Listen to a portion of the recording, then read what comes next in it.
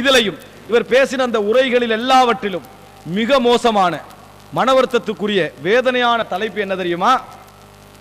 அதுதான், அதாவது அவுலியாக்களின் பேரால் உதவி தேடலாம், அவுலியாக்கிட்ட துவா கேட்கலாம்.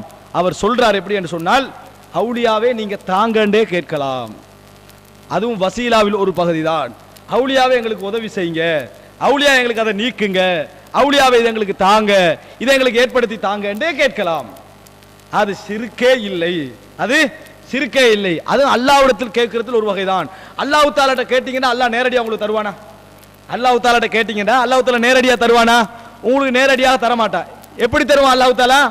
இன்னொரு ஆளை கொண்டுதான் அல்லாஹ் ரப்பல் ஆலமீன் என்ன செய்வான்? தருவான். எனவே அந்த ஆள்கிட்ட கேட்டுட்டு போறதுன்றாரு. அப்படின்னு சொன்னார், விளங்கிட்டா?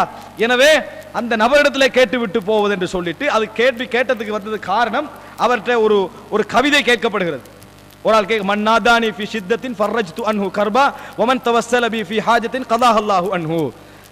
அதாவது கௌஸ் நாயகம் அவர் சொல்றார், கௌஸ் நாயகம் சொன்னாரா ஒரு கவிதை, யார் என்னை கடுமையான சூழ்நிலையில் பிரார்த்திக்கிறாரோ அவரது கஷ்டத்தை நான் நீக்குவேன், யார் என்னை ஒரு தேவைக்காக அழைக்கிறாரோ அந்த தேவையை நான் அல்லாஹ் சார்பாக நிறைவேற்றுவேன்.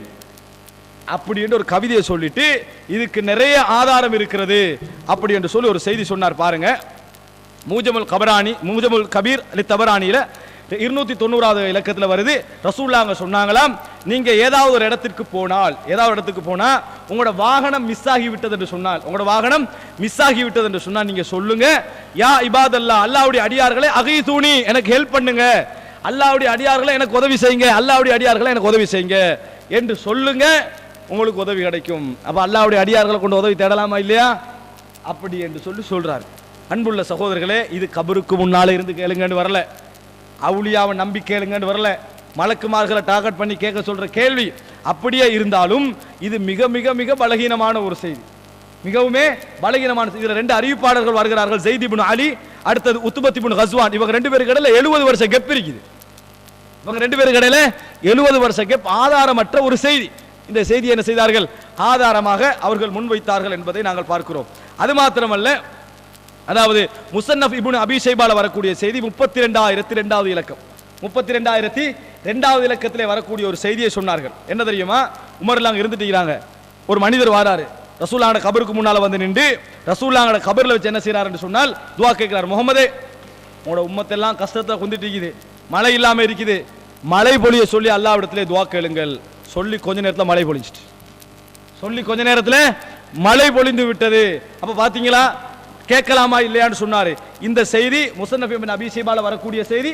மாலிகத்தார் என்கின்ற அறிவிப்பாளர் வருகிறார். இவர் அறியப்படாத, தகவல் இல்லாத, எந்த அட்ரஸும் இல்லாத ஒரு அறிவிப்பாளர். அது மாத்திரமல்ல, ஒரு நல்ல மனிதரை முன்னிறுத்தி, உயிரோடு உள்ள ஒரு மனிதரை முன்னிறுத்தி துஆ கேட்கிறது தடையில்லை. ரசூலுல்லாஹ்கிட்ட வந்து அல்லாஹ்வின் தூதரே துஆ கேளுங்கன்னு சொன்னாங்களா இல்லையா மலைக்கு? உமர் ரதியல்லாஹு அன்ஹு அவர்கள் புகாரில 1010வது இலக்கத்தில் வருது, அப்பாஸ் ரலியல்லாஹு அன்ஹு முன்னிறுத்தி, அப்பாஸ் உஸ்ரோட இருக்கிறாங்க, முன்ன இருப்பட்டி சொல்றாங்க, யா அல்லாஹ், உங்கள் நபி இருக்கின்ற காலத்தில் நபியை வைத்து நாங்கள் மழை வேண்டினோம், நபி இருக்கின்ற காலத்தில் நபியை வைத்து மழை வேண்டினோம், இப்ப நபி மரணித்து விட்டார், அப்பாஸ் ரலியல்லாஹு அன்ஹு அவர்களை முன்னிறுத்தி மழை வேண்டுகிறோம். இறந்த பிறகு நபியை வச்சு மழை வேண்டலாமாக இருந்தா அப்பாஸ் நாங்களை வச்சு மழை வேண்டிப்பாங்களா? அதான் கேள்வி. விளங்கிட்டா? இந்த செய்தி புகாரில் 1010வது இலக்கத்திலே வரக்கூடிய செய்தி. அன்புள்ள சகோதரர்களை, இந்த செய்தியை பொறுத்த வரைக்கும் அகீதாவோடு சம்பந்தப்பட்ட செய்தி. இது அல்லாஹ் அல்லாதவரிடத்தில் பிரார்த்தனை செய்யக்கூடாது என்ற அகீதாவோடு சம்பந்தப்பட்டது. இந்த நம்பிக்கையோடு நீங்கள் இருப்பீர்கள் என்று சொன்னால் உங்களது எந்த அமல்களும் என்ன செய்யாது, ஏற்றுக்கொள்ளப்பட மாட்டாது.